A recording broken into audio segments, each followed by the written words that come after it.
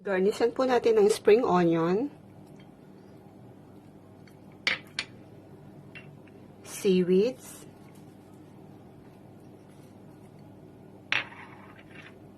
sesame seed,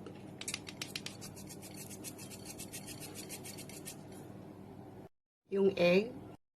Try na po natin itong ating kimchi fried rice.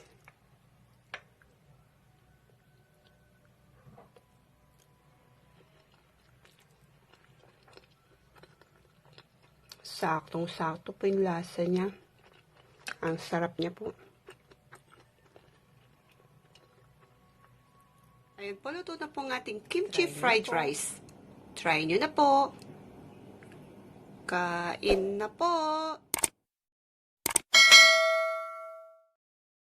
Maka-spicy mag-kimchi fried rice tayo. Ang mga ingredient niya, rice, ham, kimchi, spring onion, egg, cooking oils, sesame seed, sesame oil, chili paste, and seaweeds. Iluto cooking na natin. Oil. I-fry muna natin itong ating egg. Okay na itong side up natin. Set aside muna natin. Ilagay natin yung dulo ng spring onion, kimchi,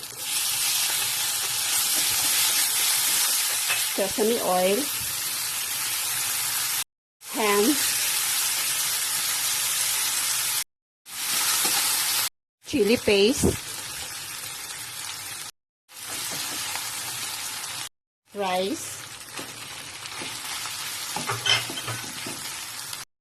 Wala na po tayong lalagay ng mga seasoning kasi po strong na po yung lasa po ng kimchi natin at saka yung chili paste. Ayan po.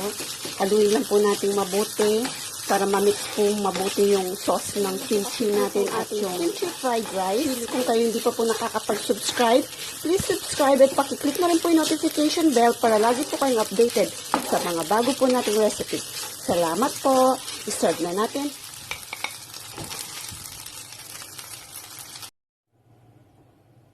Garnishan po natin ng spring onion, seaweeds,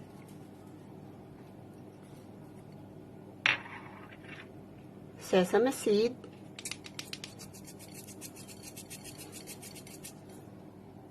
yung egg. Try na po natin itong ating kimchi fried rice.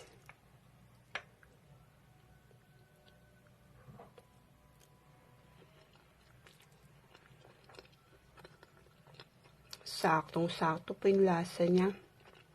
Ang sarap niya po. Ayun po, luto na po ang ating kimchi fried rice. Try nyo na po. Kain na po.